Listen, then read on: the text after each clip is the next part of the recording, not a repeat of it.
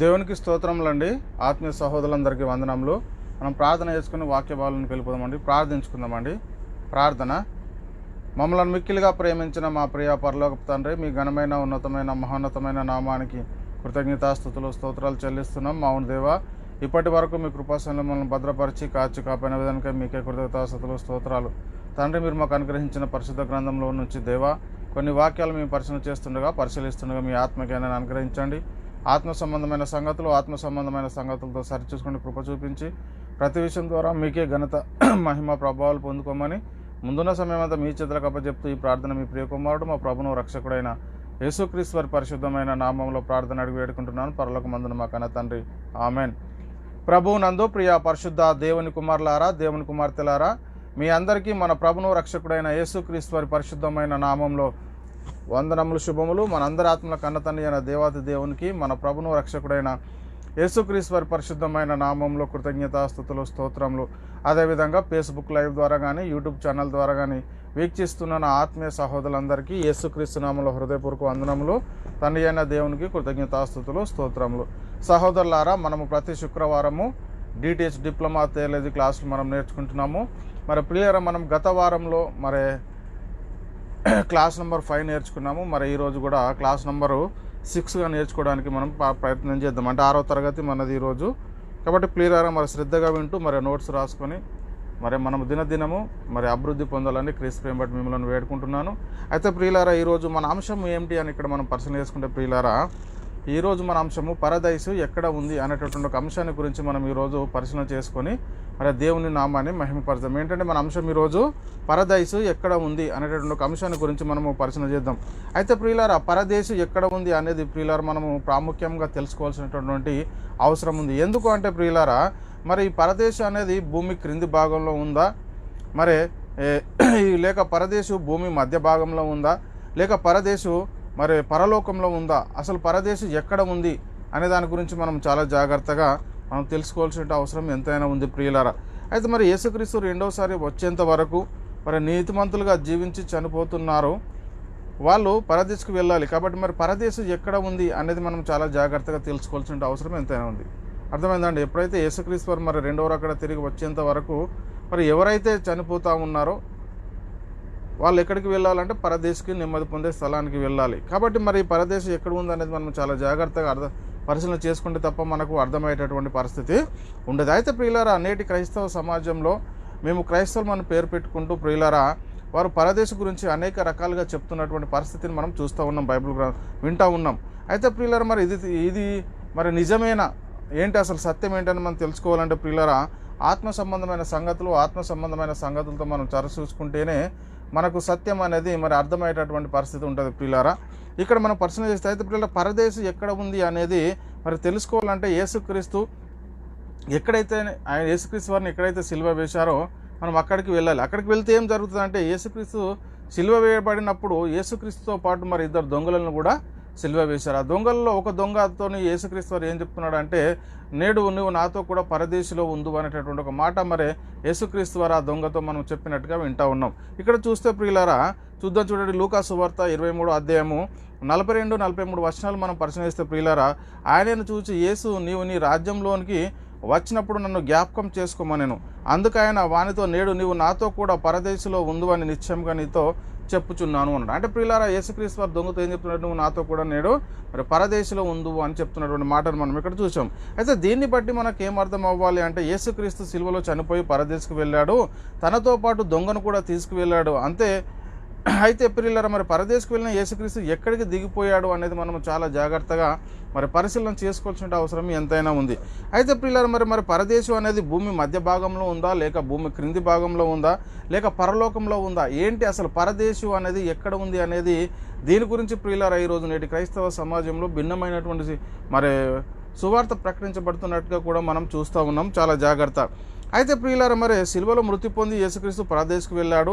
ఆయనను భూమి మీదకు తీసుకురావాలి అంటే ప్రియులారా, మనం ఎక్కడికి దిగిపోవాలా లేక ఎక్కిపోవాలా, ఏంటి? మనం యేసుక్రీస్తును పాతాళం లోకం నుండి మనం బయట అంటే పరదేశం నుండి మనం బయటకు తీసుకురావాలంటే మనం ఎక్కిపోవాలా దిగిపోవాలా, ఏంటి అనేది ప్రియులారా మనం చాలా జాగ్రత్తగా పరిశీలన చేసుకోవాల్సిన అవసరము ఎంతైనా ఉంది. ఇక్కడ మనం పరిశీలిస్తే ప్రియులారా రోమిలకు రాసిన పత్రిక 10వ అధ్యాయం 7వ వచనంలో లేక ఎవడు అగాధంలోనికి దిగిపోవును అనగా క్రీస్తును మృతులలో నుండి పైకి తెచ్చుటకు అని నీవు నీ హృదయంలో అనుకునవద్దు అంటే ఈ అగాధంలో అంటే యేసుక్రీస్తు వారిని పైకి తీసుకురావాలి అని అంటే మనం ఎక్కడికి దిగిపోవాలంటే అగాధములోనికి దిగిపోవాలి.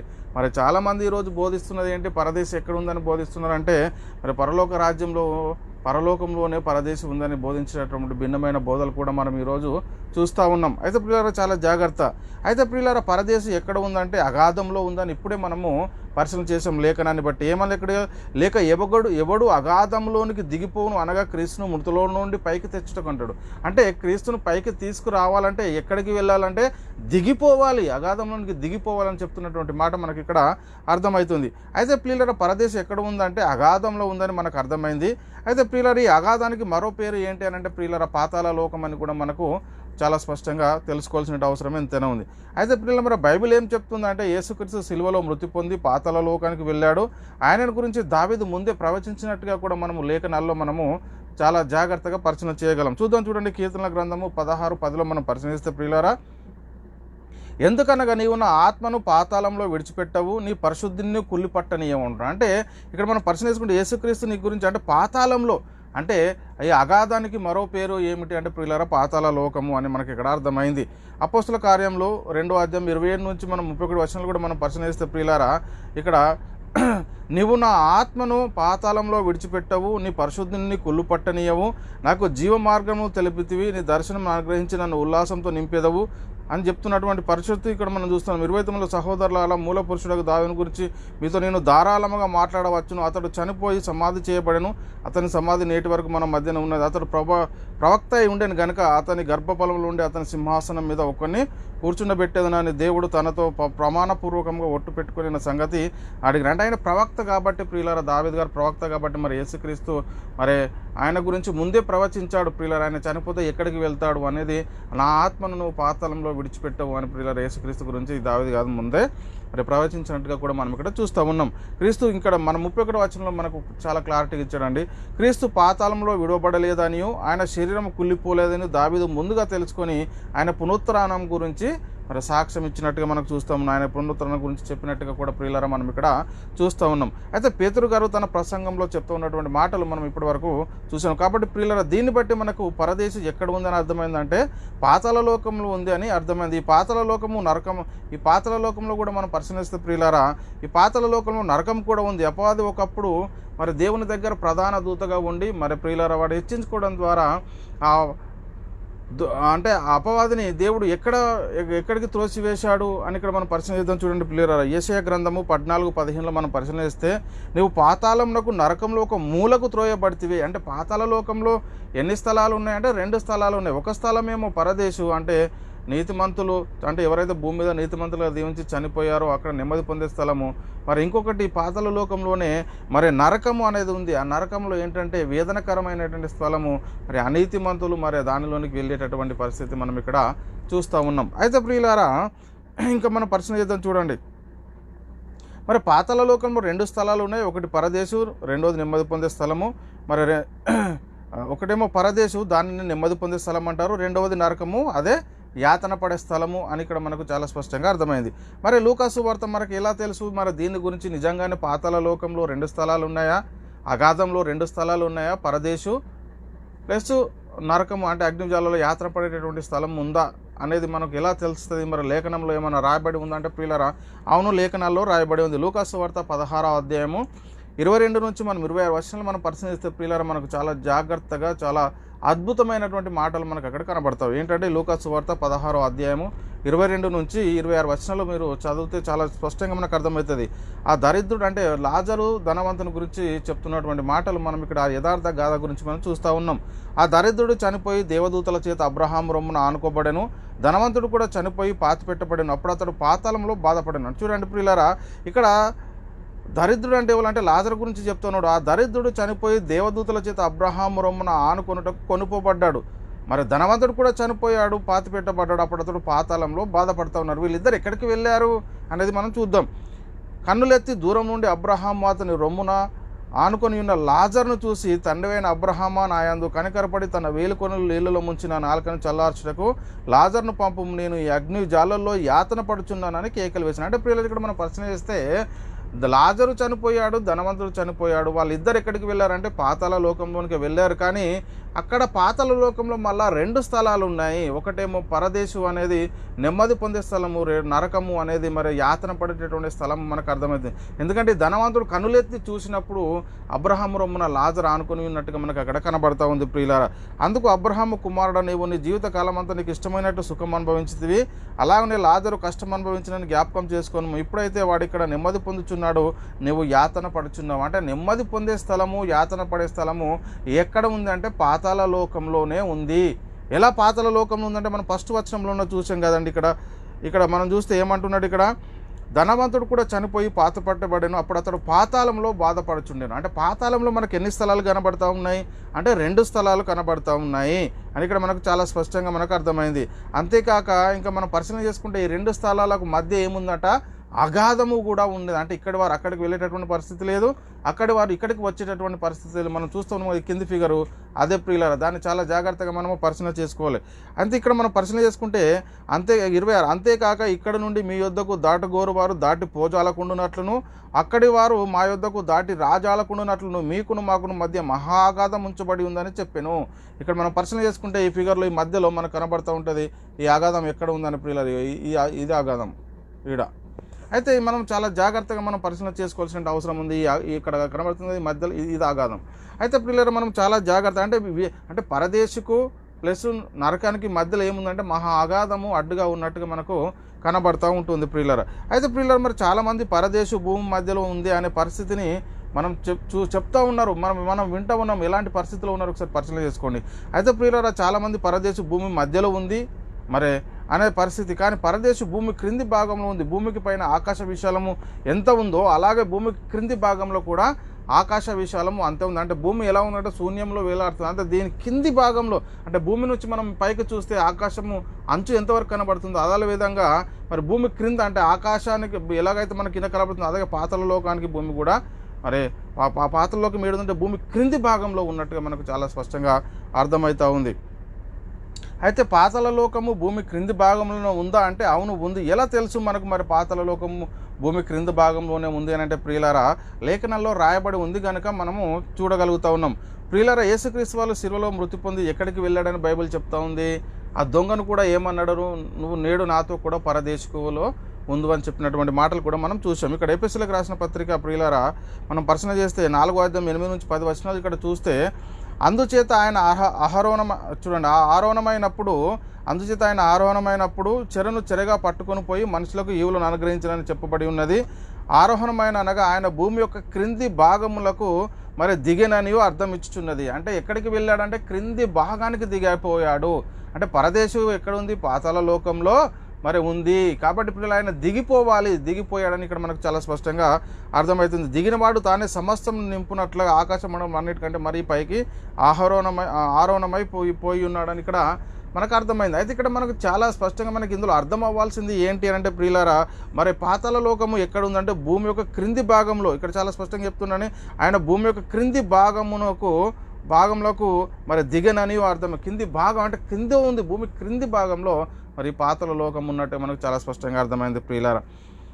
మరి భూమి మధ్య భాగంలోనికి కాదు. ఏంటంటే ఇది చాలామంది ఏం చెప్తున్నారంటే భూమి మధ్యలో ఉందండి పాతాళ లోకం అంటే కాదు, అది లేఖనానుసారము కాదు. ఏం చెప్తా ఉంది, భూమి క్రింది భాగంలో పాతాళ లోకం ఉంది. భూమి మధ్య భాగంలో కాదు, భూమి క్రింది భాగంలోకి వెళ్ళాడు. అందుకే సిలువలో దొంగ కూడా యేసుక్రీస్తు చెప్తున్నాడు, నీవు నేడు నాతో కూడా పరదేశంలో ఉండు అన్నాడు. అంటే ఎక్కడికి వెళ్ళాడు అంటే భూమి యొక్క క్రింది భాగంలోనికి పాతాళ లోకంలోనికి దిగిపోయాడు. అయితే ప్రియులారా పాతాళ లోకానికి మరో పేరు ఏంటి అంటే ప్రియులారా 3వ ఆకాశం అని కూడా మనకు చాలా స్పష్టంగా లేఖనాల్లో రాయబడి ఉన్నటువంటి మాటలను కూడా మనం చూడగలుగుతాం. చూడండి ప్రియులారా, కొరింథీయులకు రాసిన అపొస్తలుడైన పౌలు గారు కొరింథీయులకు రాసిన 2వ పత్రిక 12వ వచనంలో, క్రీస్తునందున ఒక మనుషుని నేను ఎరుగుదును, అతడు 14 సంవత్సరాల క్రిందట 3వ ఆకాశంకు కొనుపోబడెను. అతడు శరీరంతో కొనుపోబడను నేను ఎరగను, శరీరం లేక కొనుపోబడను నేను ఎరగను, అది దేవునికి తెలియదు. అంటే ప్రియుల 3వ ఆకాశం అంటే ఏంటి ప్రియులారా, అంటే పాతాళ లోకంలో మరి పరదేశులకు వెళ్ళినట్టుగా మనకి ఇక్కడ కనబడతా ఉంది. 3వ ఆకాశాన్ని కొనుపోబడ్డాడని. ఇక్కడ మూడవ ఆకాశం అంటే పాతాళ లోకం. చాలామంది మూడవ ఆకాశం అనగానే పైకి చూసేటటువంటి పరిస్థితి. మూడవ ఆకాశం అంటే ఎటు చూస్తూ ఉన్నారు? పైకి చూస్తూ ఉన్నారు. కానీ మూడవ ఆకాశం అంటే ఎక్కడ?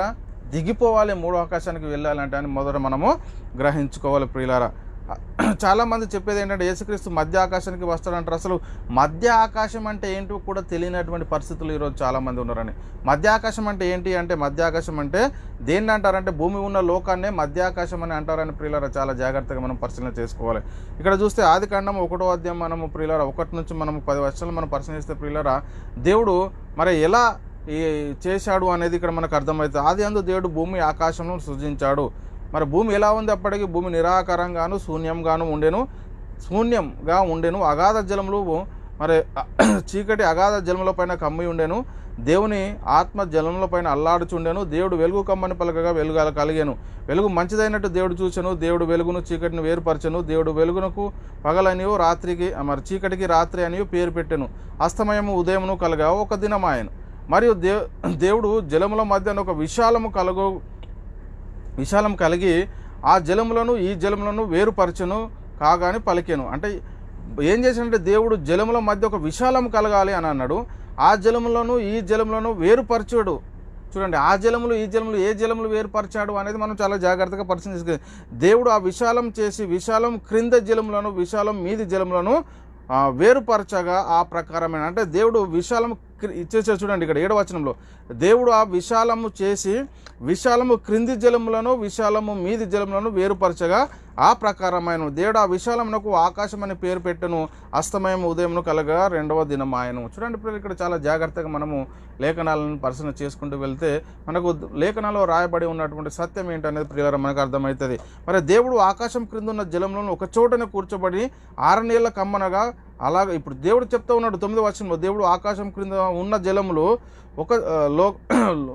ఒక చోటనే కూర్చోబడి 6 నీళ్ల కనబడను గాకని పలకగా ఆ ప్రకారం ఆయను. ఆకాశం అవన్నీ ఈ జలములను ఒకచోట కూర్చాడు. 6 నీళ్ల కమ్మన్నాడు. 6 నెలలు అయింది. దేవుడు 6 నీళ్లకు భూమి అని పేరు పెట్టెను. జలరాశికి ఆయన సముద్రం అని పేరు పెట్టెను. అది మంచిని దేవుడు చూశాను. చూడండి ప్రియులారా, అంటే పై జలంలోను క్రింది జలంలోను వేరుపరిచినట్టుగా మనం చూస్తూ ఉన్నాము. కాబట్టి ప్రియులారా మొదటి ఆకాశము ఏంటి అని ఇక్కడ మనం పరిశీలిస్తే ప్రియులారా, మొదటి ఆకాశము పరలోకము, 2వ ఆకాశము భూమి, 3వ ఆకాశము పాతాళ లోకము. అందుకే ప్రియులారా నోవాహు కాలంలో జలప్రలయము వచ్చినప్పుడు ఏం చేశాడు దేవుడు? ఆకాశపు తూములను మరి విప్పాడు అన్నట్టుగా మన పై జలాలు క్రింది జలాలు వేరుపరిచాడు దేవుడు. ఆ వేరుపరిచి భూమి కమ్మని పలికాడు ప్రియులారా. కింది జలాలు ఉన్నాయి, పై జలాలు ఉన్నాయి. ఇది చాలా జాగ్రత్తగా మనం పరిశీలన చేసుకోవాలి. ఆదికాండం 7వ అధ్యాయం 11వ వచనంలో నోవాహు వయసు యొక్క 600 సంవత్సరములు 2వ నెల 17వ దినమున మహా అగాధ జలములు ఊటలన్నీ ఆ దినమందే విప్పబడెను. ఆకాశపు తూములు విప్పబడెను. చూడండి, అంటే ఆకాశపు తూములు అంటే పై జలాలు మరి విప్పబడినట్టుగా మనకి ఇక్కడ చూస్తూ ఉన్నాం ప్రియులారా. అపోస్తుల కార్యములు 7:56లో కూడా ఆకాశము తెరవబడుటయో మనిషి కుమారుడు దేవుని కుడిపార్శ్వమున నిలిచి ఉండుటయో చూచుచున్నామని చెప్పాను. ఆకాశం తెరవబడ్డది, మనిషి కుమారుడు ఎక్కడ ఉన్నాడట? ఇది స్టీఫెన్ చెప్తున్నటువంటి మాట మనకు చూస్తూ ఉన్నాం. ఆకాశం తెరవబడుటయో మనిషి కుమారుడు దేవుని కుడిపార్శ్వమున నిలిచి ఉండుటో చూస్తున్నానని చెప్తున్నటువంటి పరిస్థితిని మనం ఇక్కడ చూస్తూ ఉన్నాం ప్రియులారా. లూకాసు వార్త 3:21లో కూడా ప్రజలందరూ బాప్తిసం పొందినప్పుడు యేసుక్రీస్తు విషయంలో రాయబడినటువంటి మాట కూడా మనం పరిశీలిస్తే ప్రియులారా, ఇక్కడ ప్రజలందరూ బాప్తిసం పొందినప్పుడు యేసు కూడా బాప్తిసం పొంది ప్రార్థన చేస్తుండగా ఆకాశము తెరవబడి అంటాడు ప్రియులారా. అంటే ఆకాశం అంటే పై జలాలు కింది జలాలు మనం చూడాలి. చాలా జాగ్రత్తగా మనం పరిశీలన చేసుకోవాల్సినటువంటి అవసరం ఎంత ఉంది. కాబట్టి ప్రియులారా 3వ ఆకాశం అంటే పాతాళ లోకము. 3వ ఆకాశం అంటే పైకి చూసుడు కాదు. 3వ ఆకాశం అంటే క్రిందికి దిగిపోవాలి ప్రియులారా. 3వ ఆకాశం అంటే మరి పాతాళ లోకం అని మనకు అర్థమైంది. అపోస్తలుడైన పౌలు గారు కొరింథీయులకు రాసిన 2వ పత్రిక 12-3 వచనాలు మనం పరిశీలన చేస్తే అపోస్తలుడైన పౌలు గారు కొరింథీయులకు రాసిన 2వ పత్రిక 12వ అధ్యాయము 2-3 వచనాలు ఇక్కడ చూద్దాం. చూడండి, క్రీస్తునందున్న ఒక మనుషుని నేను ఎరుగుదును. అతడు 14 సంవత్సరాల క్రిందట 3వ ఆకాశమును కొనిపోబడెను. అతడు శరీరంతో కొనిపోబడను నేను ఎరగను, శరీరం లేక కొనిపోబడను నేను ఎరగను, అది దేవునికే తెలియను. అట్టి మనుషుని నేను ఎరుగుదును. అతడు పరదేశునికి కొనిపోబడి వచింప సౌఖ్యం కాని మాటలు వినెను, ఆ మాటలు మనుషుడు పలకకూడదు. అంటే 3వ ఆకాశంలో ఏముందని మనకు అర్థమైంది. పరదేశి ఉంది. పరదేశి ఎక్కడ ఉంది అంటే భూమి క్రింది భాగంలో ఉంది. ఇంతకుముందే మనం చూసాం, భూమి ఆయన కిందికి దిగిపోయాడు. క్రిందికి దిగనని అర్థం ఇచ్చుచున్నది కదా అంటాడు. ఇక్కడ ఏం కనబడతా ఉంది? మూడవ ఆకాశమునకు కొనిపోబడెను, అతడు శరీరంతో కొనిపోబడెను నేను ఎరగను, శరీరం లేక కొనిపోబడెను నేను ఎరగను, అది దేవునికే తెలియను, అట్టి మనుషుని నేను ఎరగదును, అతడు పరదేశంలోనికి కొనిపోబడ్డాడు. అంటే మూడవ ఆకాశం అంటే ఏడు ఉంది? పాతాళ లోకము. ఆ పాతాళ లోకంలో ఉన్న రెండు స్థలాలు ఉన్నాయి. ఒకటేమో నీతిమంతులు నెమ్మది పొందే స్థలం ఏమో పరదేశం, మరి అనీతిమంతులు యాతన పడేటటువంటి స్థలం నరకము, అదే యాతన పడే స్థలం అని మనకు చాలా స్పష్టంగా మనకు అర్థమైంది ప్రియులారా. చాలా జాగ్రత్తగా మనం పరిశీలన చేసుకోవాలి ప్రియులారా. మరి పాతాళ లోకం రెండు స్థలాలు ఉన్నాయని, ఒకటేమో నీతిమంతులు నెమ్మది పొందే స్థలము, రెండవది అనీతిమంతులు యాతన పడే స్థలము. మరి యేసుక్రీస్తు వారు సిలువలో ఉన్న దొంగతో అన్నాడు కదా, నువ్వు నేడు నాతో కూడా పరదేశంలో ఉండు అన్నాడా లేదా? ఎక్కడికి వెళ్ళారు మరి అనేది మనం చాలా జాగ్రత్తగా పరిశీలన చేసుకోవాలి. కాబట్టి పిల్లల పరదేశం ఎక్కడ ఉంది అంటే మూడవ ఆకాశంలో ఉంది, పరదేశం పాతాళంలో ఉంది, పరదేశం అగాధంలో ఉంది, పరదేశం మూడవ ఆకాశంలో ఉందని మనకి ఇక్కడ చాలా స్పష్టంగా అర్థమైంది. ఇప్పుడు అంటే ఎక్కడికి అంటే కిందికి దిగిపోవాలి, పాతాళ లోకానికి వెళ్ళాలి అంటే, మూడవ ఆకాశానికి వెళ్ళాలంటే, అగాధానికి వెళ్ళాలంటే మనకి ఎక్కడికి వెళ్ళాలంటే దిగిపోవాల్సినటువంటి పరిస్థితి ఎంతైనా ఉంది పిల్లలు. చాలా జాగ్రత్త.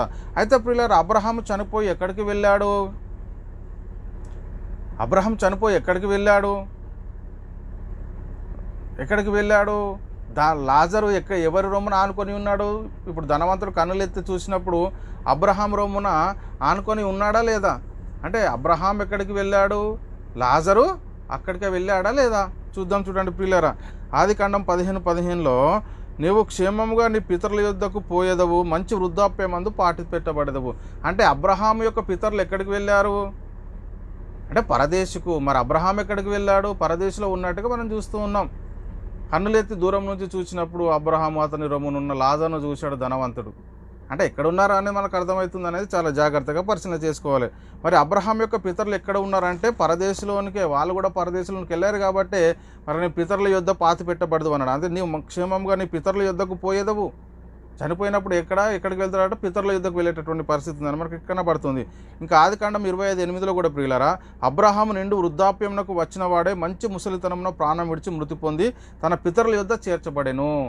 అంటే అబ్రహాం ఎక్కడికి ఉన్నాడో పితరులు కూడా అక్కడే ఉన్నట్టుగా మనకు చాలా స్పష్టంగా అర్థమవుతుంది. అదేవిధంగా ప్రియులారా, ఇస్మాయిల్ ఎక్కడికి వెళ్ళాడు? ఇస్మాయిల్ ఎక్కడికి వెళ్ళాడంటే ఇక్కడ ఆదికాండం 25:17లో కూడా ఇస్మాయిల్ బ్రతికిన సంవత్సరములు 137.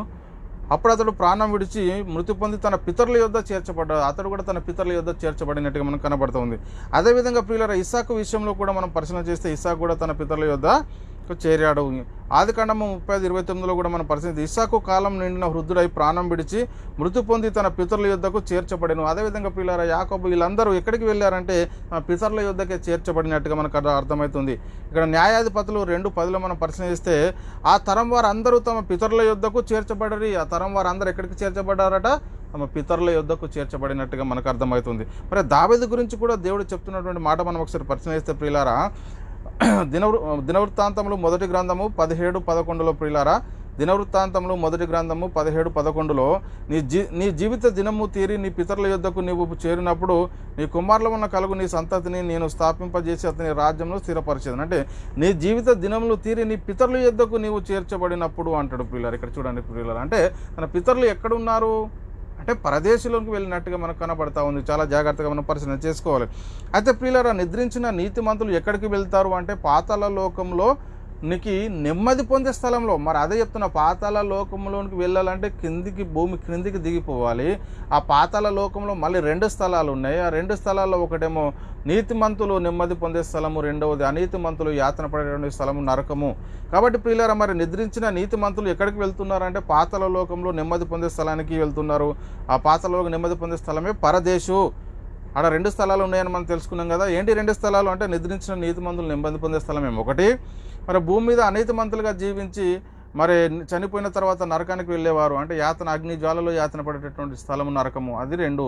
అంటే పాతాళ లోకంలో 2 స్థలాలు ఉన్నాయి. అయితే ప్రియులారా, భూమి మీద నుండి పాతాళ లోకానికి వెళ్ళాలంటే ఎక్కిపోవాలా దిగిపోవాలా? ఇది కూడా మనం చాలా జాగ్రత్తగా పరిశీలన చేసుకోవాలి కదా. మరి పాతాళ లోకానికి వెళ్ళాలంటే మనం ఎక్కిపోవాలా లేక దిగిపోవాలా? ఎక్కడుంది పాతాళ లోకము? సామెతలు 15:24లో మనం పరిశీలిస్తే క్రిందనున్న పాతాళమునకు తప్పించుకునే వల్లనే బుద్ధిమంతుడు పరమునకు పోవు జీవ మార్గమును నడుచుకును. అంటే క్రిందనున్న పాతాళమును తప్పించుకోవాలి. ఎక్కడుంది పాతాళము? పరదేశం ఎక్కడుందని అనగానే మీదికి చూస్తారు. ఎక్కడుంది? మీదికా?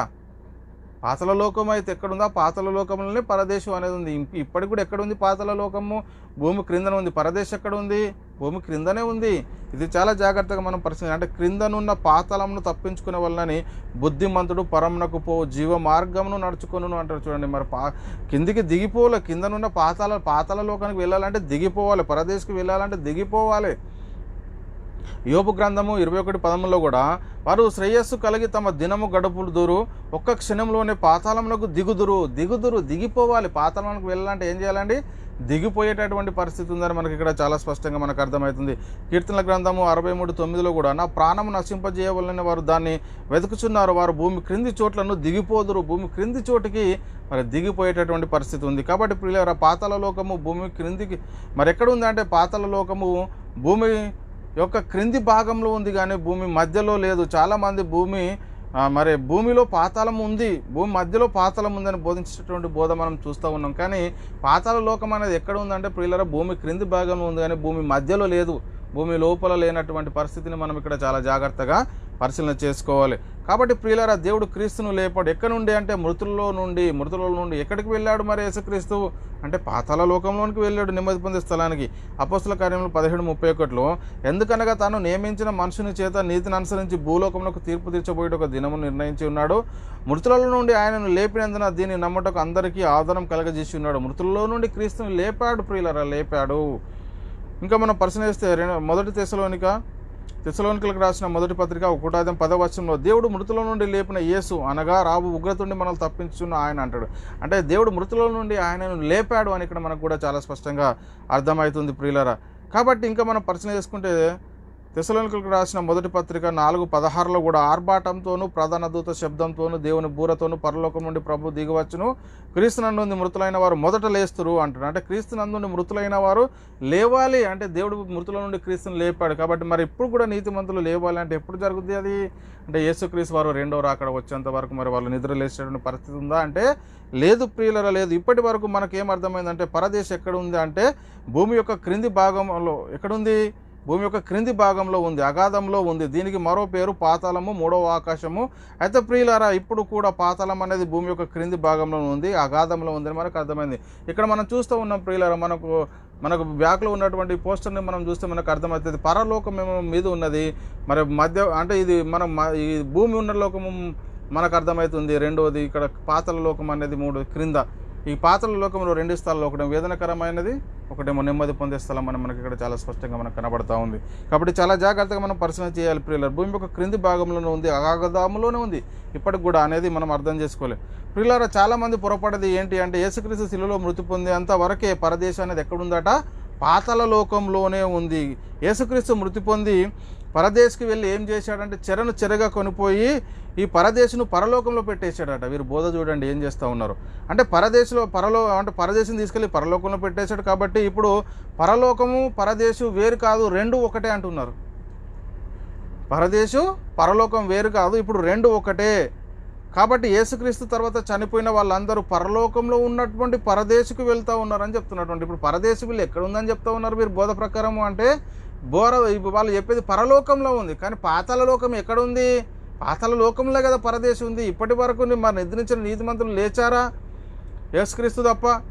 ఇది నోట్ చేసుకోవాలి, క్రీస్తు తప్ప. మరి ఇప్పటి నుంచి నిద్రించిన నీతిమంతులు లేచారంటే ఎవరు లేచినట్టుగా మనకు కనబడట్లేదు. చాలా జాగ్రత్తగా పరిశీలన చేసుకోవాలి పిల్లారా. అంత మాత్రమే కాదు కానీ ఇంకా వాళ్ళు చెప్పే పోతే ఇంకా చూడండి ఇంకా ఎంత విచిత్రంగా ఉంటుందంటే అంత మాత్రమే కాదు కానీ యేసుక్రీస్తు రెండోసారి వచ్చినప్పుడు వాళ్ళు కూడా వస్తారంట మళ్ళీ ఎక్కడికి? పైకి. అంతే మాత్రమే కాదు, యేసుక్రీస్తు రెండోసారి వచ్చినప్పుడు వాళ్ళు కూడా వస్తారంట. వాళ్ళు సమాధిలోనికి వెళ్తారు మళ్ళీ ఎక్కడికి? ఇప్పుడు నిద్రించిన నీతిమంతులు ఎక్కడి నుంచి వస్తారట? పరలోకంలో ఉన్నటువంటి పరదేశుల నుంచి వస్తారు. వాళ్ళు వచ్చి మళ్ళీ ఎక్కడికి వెళ్ళాలంటే సమాధిలోనికి వెళ్తారు. మళ్ళీ సమాధిలో నుంచి లేచి మహిమ శరీరాలు ధరించుకుంటారంట. అప్పుడు మళ్ళీ పరలోకం వెళ్తారు. ఇది ఎక్కడ పోదండి? మనకి ఏం అర్థం కానటువంటి పరిస్థితిలో ఉంది చూడండి. పైకి మళ్ళీ రావటం ఏంటి, మళ్ళీ సమాధిలోనికి వెళ్ళటం ఏంటి, మళ్ళీ లేవడం ఏంటి, మళ్ళీ మహిమ శరీరాలు ధరించుకోవడం ఏంటి? అసలు బైబిల్ చెప్తా ఉందా ఇలా? ఎలాంటి పరిస్థితిలో ఉన్నారు చూడండి, ఏం బోధిస్తున్నారు, ఏం అర్థమవుతుంది మనకు చూడండి. అయితే పిల్లలు మరి ఇప్పటికీ పరదేశం పాతాళంలో ఉందా లేదా? యేసుక్రీస్తు వారు చెరగా కొనిపోయాడంటే అసలు ఏ చెర అనేది వీళ్ళకి అర్థం అవ్వట్లేదు. పాపం అనే చెర అనగానే ఇలా ఏం అర్థమవుతుందంటే పరదేశ చెర. ఆ చెరను కొనిపోయాడు. భూమి ఉన్నటువంటి పాపం అనే చెరను తీసేశాడు ఆయన. చాలా జాగ్రత్తగా మనం పరిశీలన చేసుకోవాలి. అయితే ప్రియులారా, మరి ఇప్పటి వరకు మరి పరదేశం పాతాళ లోకంలో ఉందా లేదంటే పాతాళ లోకంలోనే ఉంది. ఎందుకంటే నిద్రించిన నీతిమంతులు మనం లేకుండా సంపూర్ణులు అయ్యేటటువంటి పరిస్థితి ఉందా అంటే ఎంత మాత్రం లేదు ప్రియులారా. వాళ్ళు ఇంకా నెమ్మది పొందల, వారు నిద్రిస్తున్నటువంటి పరిస్థితి.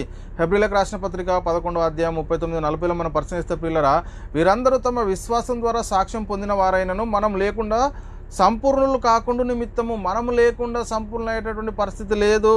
దేవుడు మన కొరకు మరీ శ్రేష్టమైన దానిని ముందుగా స్థిరపరచను కనుక వీరు వాగ్దాన ఫలము అనుభవింపలేదు. ఇంకా కూడా వాళ్ళు పరలోకానికి వెళ్ళలేదు, వాగ్దాన ఫలము అనుభవింపలేదు. వాళ్ళు ఇంకా పాతాళ లోకంలోనే, పరదేశంలో నెమ్మది పొందే స్థలంలోనే ఉన్నారు. మరి ఇప్పటి వరకు పరదేశం పాతాళ లోకంలో ఉంది. దానికి రుజువు బైబిల్లోనే ఉంది. మనం కూడా చాలా స్పష్టంగా మనం పరిశీలించుకోవాలి. అంటే మనము లేకుండా వాళ్ళు పూర్ణులు అయ్యేటటువంటి పరిస్థితి లేదు, పూర్ణులు కాలేరు అని లేఖనాలు చాలా స్పష్టంగా సెలవిస్తూ ఉన్నాయి.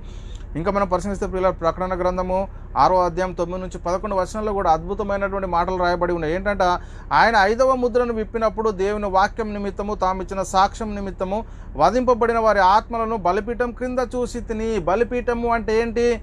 క్రీస్తు బలి అయినదే బలిపీఠం. ఎక్కడ బలి అయ్యాడు క్రీస్తు? సిలువలో ఎక్కడ ఆయన సిలువ వేశారంటే భూమి. దీనినే బలిపీఠము అంటారు. బలిపీఠం క్రింద ఏముంది? బలిపీఠము క్రింద పాతాళ లోకం ఉంది. ఇది బలిపీఠము ఇది రెండవ ఆకాశము, బలిపీఠము. చూడండి, భూమి ఉన్న లోకము బలిపీఠము. అందుకే చెప్తున్నాడు ఇక్కడ, తామిచ్చిన సాక్ష్యం నిమిత్తము వధింపబడిన వారి ఆత్మలను బలిపీఠం క్రింద చూచి తిని.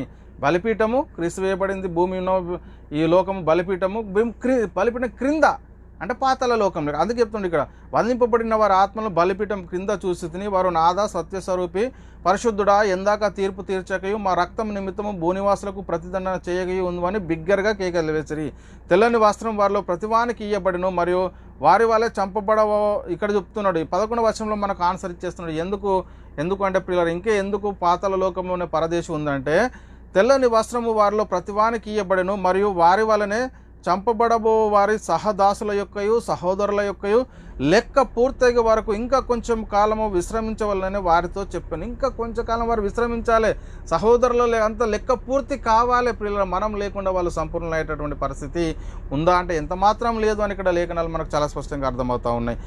మరి ఇంకా ఇప్పటి వరకు పరదేశం పాతాళ లోకంలో ఉందా అంటే ఉంది అని మనకు అర్థమవుతుంది లేఖనాలను బట్టి. చూద్దాం ఇంకా యోబు గ్రంథము 14, 12, 13లో ప్రియులారా, యోబు గ్రంథము 14వ అధ్యాయము 12, 13 వచనాల్లో, ఆకాశం గతించిపో వరకు వారు మేలుకొనరు, ఎవరును వారిని నిద్రలేపజాలరు. ఆకాశం గతించాలి, వారు లేవాలి అని అంటే ఏం కావాలి? ఆకాశం గతించేటటువంటి పరిస్థితి అంటే ఇది మనం చాలా స్పష్టంగా అర్థం చేయాలి. ఆకాశం గతించే వరకు వారు మేలుకొనరు, ఎవరు వారిని నిద్ర లేపజారరు. నువ్వు పాతాళంలో నన్ను దాచిన ఎడల ఎంత మేలు, నీ కోపం చల్లారు వరకు నన్ను చాటున ఉంచిన ఎడల ఎంతో మేలు. నాకు ఇంతకాలమని నీవు నియమించిన తర్వాత నన్ను జ్ఞాపకం చేసుకుని వలన నేను ఎంతో కోరుచున్నాను. చూడండి ప్రియులారా, నువ్వు పాతాళంలో నన్ను దాచిన ఎడల ఎంత మేలు అంటాడు. ఆకాశం గతించిపో వరకు మరి వాళ్ళు మేలుకొనేటటువంటి పరిస్థితి లేదు అని చెప్తున్నటువంటి మాటలు కూడా మనకి ఇక్కడ చాలా స్పష్టంగా కనబడతా ఉన్నాయి ప్రియులారా. కాబట్టి ప్రియులారా, పరదేశం అనేది నీతిమంతులు నెమ్మది పొందే స్థలము, విశ్రమించే స్థలము, దాచబడే స్థలం అనేది మనకు అర్థం కావాలి. పరదేశం అంటే ఏంటట? పరదేశం అనేది నీతిమంతులు నెమ్మది పొందే స్థలము, విశ్రమించే స్థలము, దాచబడే స్థలము. ఇది మనకు చాలా స్పష్టంగా అర్థం కావాలి ప్రియులారా.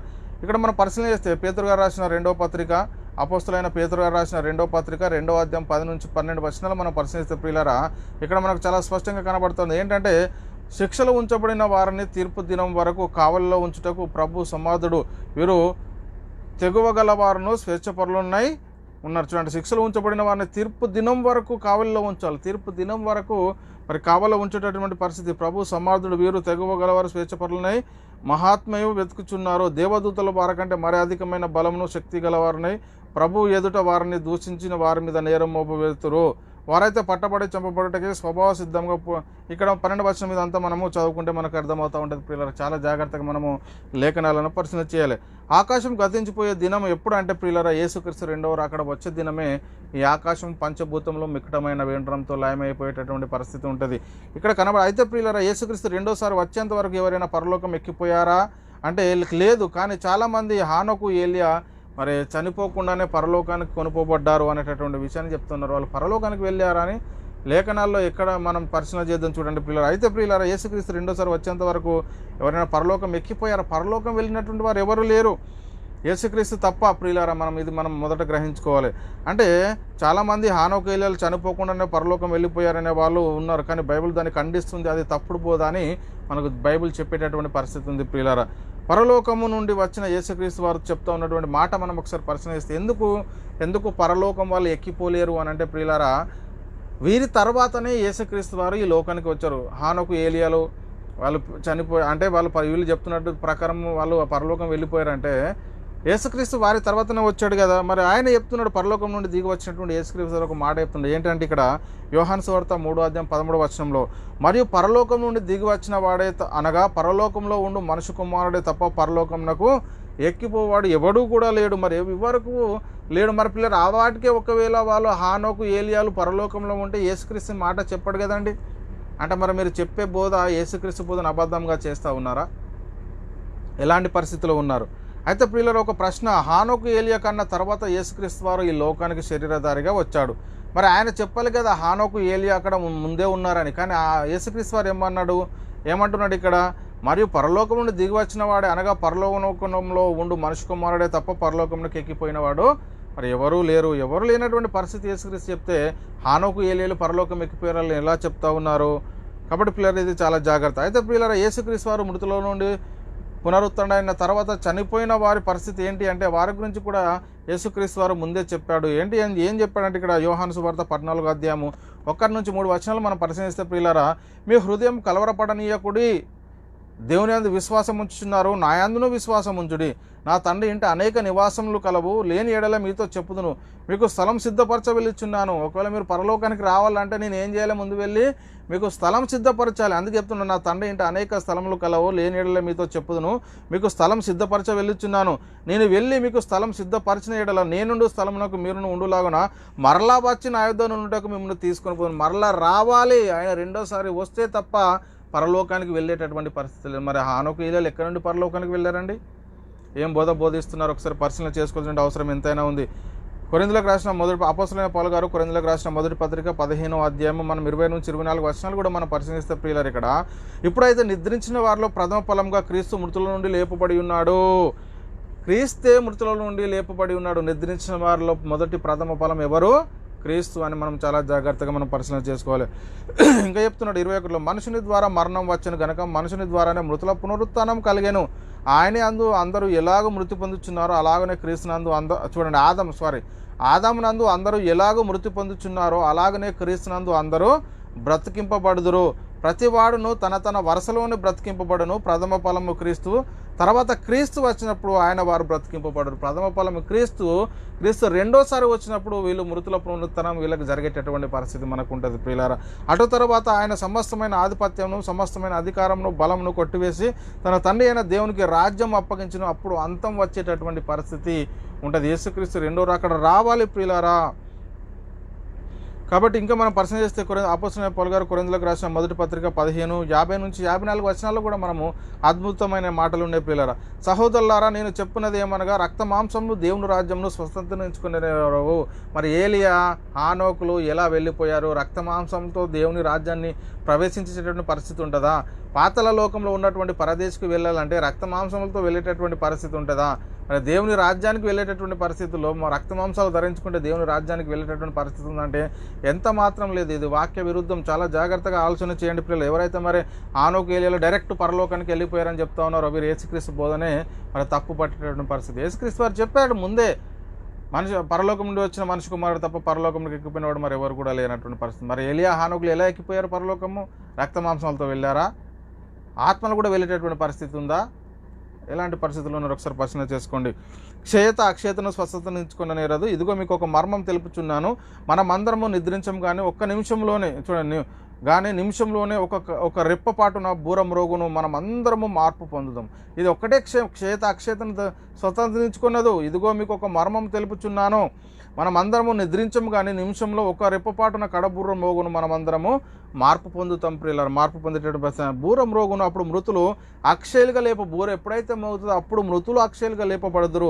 మనము మార్పు పొందుతాము. క్షయమైన ఈ శరీరము అక్షయతను ధరించుకొనవలసి ఉన్నది, మర్త్యమైన ఈ శరీరము అమర్త్యతను ధరించుకొనవలసి ఉన్నది. ఈ క్షయమైనది అక్షయతను ధరించుకున్నప్పుడు, మర్త్యమైనది అమర్త్యతను ధరించుకున్నప్పుడు విజయమందు మరణము మింగివేయబడినని వ్రాయబడిన వాక్యము నెరవేరబడేటువంటి పరిస్థితి ఉండదు పిల్లలు. కాబట్టి వీళ్ళు మృతుల నుండి తిరిగి లేవాలి అంటే, వీళ్ళకి మృతుల పునరుత్థానం కలాలంటే యేసుక్రీస్తు రెండో రాకడ రావాల్సిన అవసరం ఎంతైనా ఉంది పిల్లలు. చాలా జాగ్రత్తగా పరిశీలన చేసుకోండి. ఇంకా మనం పరిశీలన చేస్తే పిల్లలు అపోస్తలులైన పౌలు గారు తెస్సలోనికీయులకు రాసిన మొదటి పత్రిక 4:15-17 వచనాల్లో కూడా మేము ప్రభు మాటను బట్టి మీతో చెప్పున్నదేమనగా ప్రభు రాకడ వరకు సజీలమై నిలిచిండు. మనము నిద్రించిన వారికంటే ముందుగా ఆయన సన్నిధికి చేరము. నిద్రించిన వారికంటే ముందుగా ఆయన సన్నిధికి చేరేటటువంటి పరిస్థితి లేదు. ఆర్భాటంతోనూ ప్రధాన దూత శబ్దంతోనూ దేవుని బ్రూరతోనూ పరలోకం నుండి ప్రభు దిగి వచ్చును. క్రీస్తునందు మృతులైన వారు మొదట లేస్తారు. క్రీస్తునందు మృతులైన వారు ఎవరైతే ఉన్నారో వాళ్ళు యేసుక్రీస్తు రెండో రాకడ వచ్చినప్పుడు లేచేటటువంటి పరిస్థితి ఉంది. ఆ మీదట సజీలమై నిలిచిండు. మనము వారితో కూడా ఏకంగా ప్రభువును ఎదుర్కొనుటకు ఆకాశమునకు మేఘముల మీద కొనుపోబడము కాగా మనము సదాకాలము ప్రభుతో కూడా అప్పుడు ఉందము. కాబట్టి పిల్లలు ఇప్పుడు ఎప్పుడు అంటే యేసుక్రీస్తు రెండో రాకడ రావాలి. ఎవరైతే నిద్రించినటువంటి నీతిమంతులు లేవాలి అని అంటే, మరి దేవుని రాజ్యానికి వెళ్ళాలి అంటే రక్తమాంసాలు వెళ్ళేటటువంటి పరిస్థితి లేదు. యేసుక్రీస్తు తప్ప పరలోకానికి ఇప్పటి వరకు ఎక్కిపోయినటువంటి పరిస్థితికి కూడా లేనటువంటి పరిస్థితిని మనం చూస్తూ ఉన్నాం పిల్లలు. మరి ఏమి కాబట్టి పిల్లలు ఇప్పటి వరకు పరదేశం ఎక్కడ ఉంది అంటే పాతాళ లోకంలోనే ఉంది. అపోస్తలులైన పౌలు గారు కొరింథీయులకు రాసిన మొదటి పత్రిక 6:14 వచనంలో దేవుడు ప్రభును లేపను, మనల్ని కూడా తన శక్తి వలన లేపను. దేవుడు ప్రభును లేపాడు, మొదట మనల్ని కూడా తన శక్తి వలన లేపేటటువంటి పరిస్థితి ఉంది. ఇంకా అపోస్తలులైన పౌలు గారు కొరింథీయులకు రాసిన రెండో పత్రిక 4:14-15 వచనంలో కూడా ప్రియులారా, కాగా విశ్వసించితిని కనుక మాట్లాడుతున్నానని వ్రాయబడిన ప్రకారం అట్టి విశ్వాసంతో కూడిన ఆత్మగలవారనై ప్రభు అయిన యేసును లేపినవాడు యేసుతో మమ్మను కూడా లేపి మీతో కూడా తన ఎదుట నిలవబెట్టునని ఎరిగి మేము విశ్వసించుచున్నాము కనుక మాట్లాడుచున్నాము. విశ్వసిస్తూ ఉన్నాం కనుక మేము మాట్లాడేటువంటి పరిస్థితి ఉందని ఇక్కడ అపోస్తులు చెప్తున్నారు. కాబట్టి ప్రియులారా, అపోస్తులైన పౌలు గారి నిరీక్షణ ఏంటంటే మృతుల పునరుత్థానం గురించి ఆయన నిరీక్షిస్తున్నట్టుగా మనకు కనబడతా ఉంది లేఖనాలు. చూద్దాం. ఫిలిప్పీయులకు రాసిన పత్రిక, అపోస్తలులైన పౌలు గారు ఫిలిప్పీయులకు రాసిన పత్రిక 3:10-11 ప్రియులారా, ఏ విధం చేతనైనను మృతులలో నుండి నాకు పునరుత్థానం కలగవలనని ఆయన మరణ విషయంలో సమానుభవం గలవాడని ఆయనను ఆయన పునరుత్థానం బలము ఎరుగు నిమిత్తము ఆయన శ్రమలలో పాల్పడట ఎట్టుదో ఎరుగు నిమిత్తము సమస్తము నష్టపరుచుకొని వాటిని పెంటతో సమానంగా ఎంచుకుంటున్నాను. అంటే మృతుల పునరుత్థానం కావాలి. ఏ విధం చేతనైనను మృతుల నుండి నాకు పునరుత్థానం కలగవలనని ఆయన మరణ విషయంలో సహానుభావం గలవాడని ఆయన పునరుత్థానం బలమును ఎరుగు నిమిత్తం దేవుడు ఆయన లేపాడు. కాబట్టి ఆయన శక్తి వలన మనల్ని కూడా లేపేటటువంటి పరిస్థితి ఉందని వారి యొక్క నిరీక్షణ ఉన్నట్టుగా మనకు కనబడతా ఉంది ప్రియులారా. యేసుక్రీస్తు రెండోసారి వచ్చినప్పుడు పరదేశంలో ఉన్న మృతులు పునరుత్థానం కలుగుద్ది అని ఇక్కడ మనకు చాలా స్పష్టంగా అర్థమైంది ప్రియులు. ఏమిటి ప్రియులారా, యేసుక్రీస్తు రెండోసారి వచ్చినప్పుడు పరదేశులు ఎవరైతే ఉన్నారో ఆ ఉన్న వారికి మృతుల పునరుత్థానం జరిగేటటువంటి పరిస్థితి ఉందని మనకి కనబడతా ఉంది. కాబట్టి ప్రియులారా, పరదేశం ఎక్కడ ఉందంటే పాతాళ లోకంలో అగాధంలో 3వ ఆకాశంలో ఉంది అని మనకి ఇక్కడ చాలా స్పష్టంగా మనకు అర్థమైంది ప్రియులారా. కానీ కొంతమంది చెప్తుంది ఏంటంటే యేసుక్రీస్తు పరదేశును పరలోకంలో పెట్టేశాడు, యేసుక్రీస్తు రెండోసారి వచ్చినప్పుడు ఆ ఆత్మలను తీసుకొస్తాడు, ఆ ఆత్మలు సమాధిలోనికి దూరిపోతాయి, సమాధుల నుండి లేస్తారు అని ఒక అబద్ధ బోధించేటటువంటి పరిస్థితి ఉంది ప్రియులారా. పరలోకానికి ఎక్కిపోలేదు. ఇప్పటి వరకు నిద్రించిన నీతిమంతులు ఎక్కడున్నారు? భూమి క్రింద పాతాళ లోకంలో అగాధంలో 3వ ఆకాశంలో పరదేశం అనే నెమ్మది పొందే స్థలంలో వారు ఇప్పటికి కూడా నెమ్మది పొందుతూనే ఉన్నటువంటి పరిస్థితిని మనం చూస్తూ ఉన్నాం. అంతే తప్ప పరలోకానికి వాళ్ళు ఎక్కిపోలేదు ప్రియుల. తస్మా జాగ్రత్త ప్రియులరా. వాళ్ళు చెప్పేదానికి వాళ్ళు చూపించే వచనాలు కూడా కొన్ని ఉన్నాయి. ఏంటంటే యేసుక్రీస్తు వారు అంటే వాళ్ళు చెప్పేదంటే పరదేశం తీసుకెళ్ళి పరలోకంలో పెట్టేశాడు, ఇప్పుడు చనిపోయిన తర్వాత ఎవరైతే క్రీస్తు తర్వాత ఎవరు చనిపోతున్నారో వాళ్ళందరూ పరలోకంలో ఉన్నటువంటి పరదేశకు వెళ్ళిపోతున్నారు అని చెప్తూ మళ్ళీ యేసుక్రీస్తు రెండోసారి అక్కడ వచ్చేటప్పుడు వాళ్ళని తీసుకొస్తే ఆ ఆత్మలు సమాధులోనికి దూరిపోయి మళ్ళీ లేచి మహిమ శరీరాలు ధరించుకొని మళ్ళీ ఏం బోధనో ఏమో మనకు అర్థం కానటువంటి అయోమయ పరిస్థితిలో ఉన్నాం ప్రియులారా. చాలా జాగ్రత్త ఏం వింటున్నారో.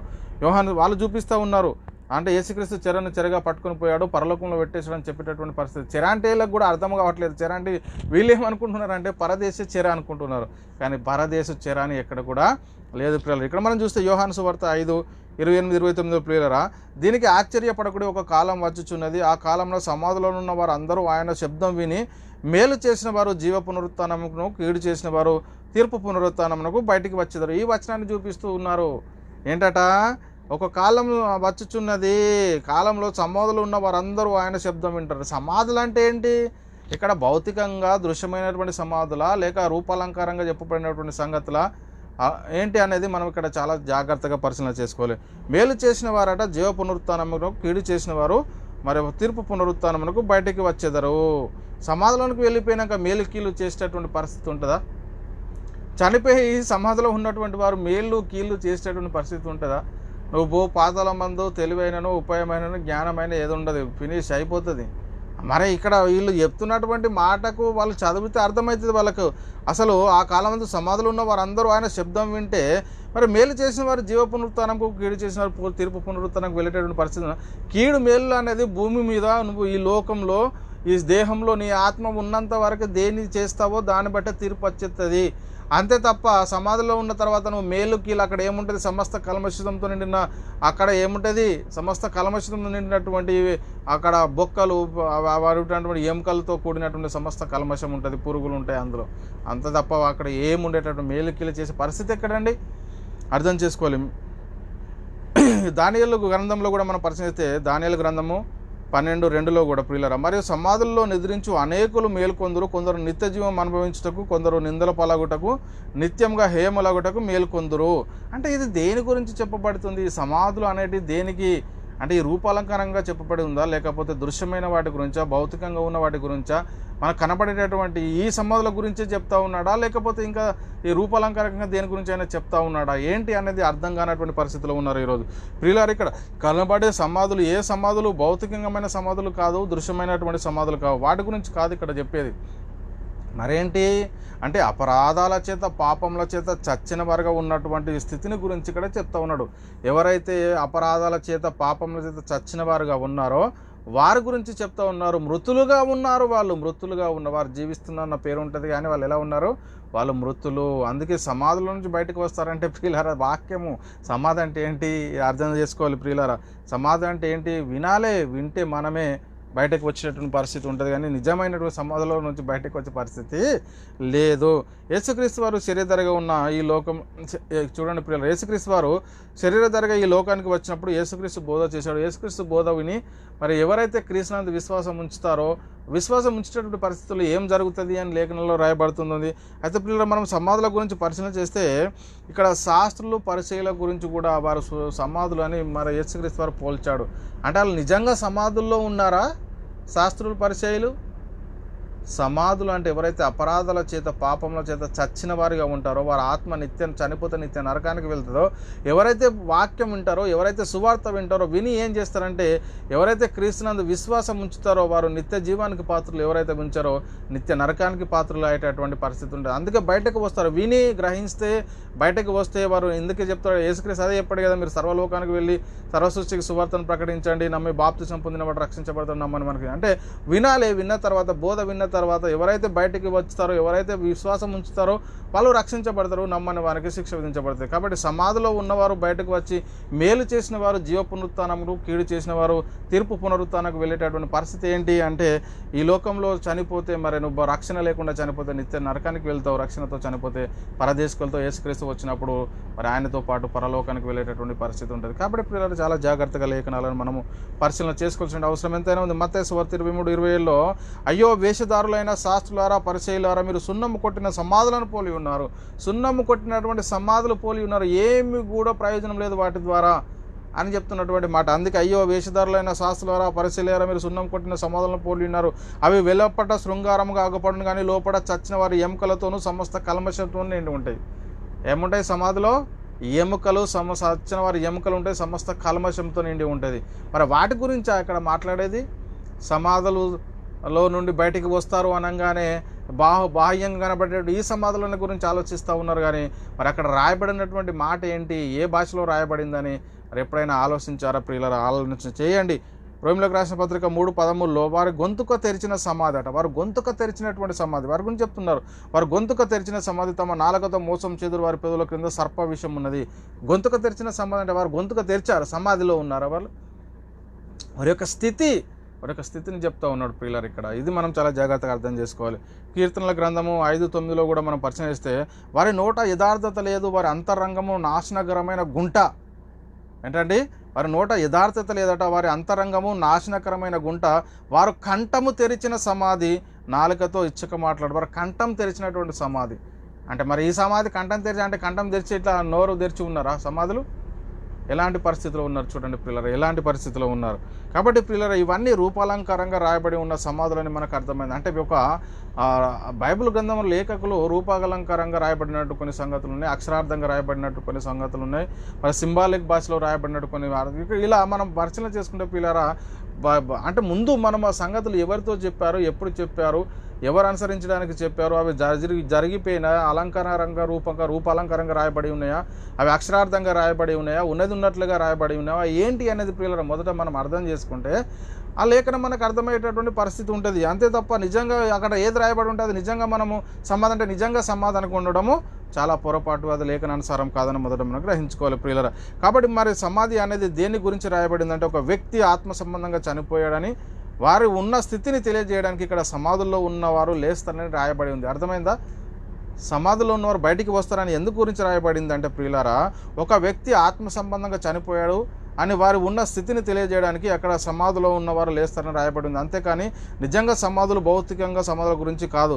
కాగా ప్రియులారా, వీళ్ళు అపరాధాల చేత పాపంలో చేత చచ్చిన వారుగా ఉండగా వీళ్ళు సువార్త విని మరణంలో నుండి జీవంలోనికి దాటినటువంటి పరిస్థితి. కాబట్టి ప్రియులారు, ఎవరైతే ఆయన శబ్దం వింటారో మరి మేలు చేసిన వారు జీవ పునరుత్థానం అనుకును, మరి కీడు చేసిన వారు తీర్పు పునరుత్థానం కంటే ప్రియులారు ఎవరు ఉన్నారు కానీ ఆత్మ సంబంధంగా చచ్చినటువంటి స్థితిలో ఉన్న వారి గురించి ఇక్కడ ఏం చెప్తా ఉన్నాయంటే, దేవుని ఎడాత్మలు గలవాడు చెప్పు సంగతులు ఏమనగా నీ క్రియలను నెరగుదును, ఏమనగా జీవించు మేలు చేసిన వారు జీవ పునరుత్థానంకును, మరి కీడు చేసిన వారు తీర్పు పునరుత్థానం కంటే ఉంది ప్రియులారా, మూడవ ఆకాశంలో ఉంది. అయితే మృతులు లేరు, పరదేశిని తీసుకెళ్లి పరలోకంలో పెట్టలేడు అని మనం ఇక్కడ చాలా జాగ్రత్త. పరదేశం అనేది నేటి వరకు ఎక్కడ ఉందంటే పాతాళ లోకంలో అగాధం పట్టుకొని పోయాడు అనేది, పాపం అనే చెరను పట్టుకొని పోయాడు. అంతే తప్ప మూడో ఆకాశం పరదేశం అనేది పరలోకంలో లేదు. అర్థం చేసుకోండి, ఆలోచన చేయండి, సత్యాన్ని గ్రహించండి, అర్థం చేసుకోండి, సత్యాన్ని గ్రహించండి, సత్యానికి లోబడండి. మేము ఎవరిని కూడా ఛానళ్ళు మాకున్నాయి, మీరు దేనిలో మరి మీరు సెర్చ్ చేసి ప్రియులారా మీరు మరి చూసినట్టయితే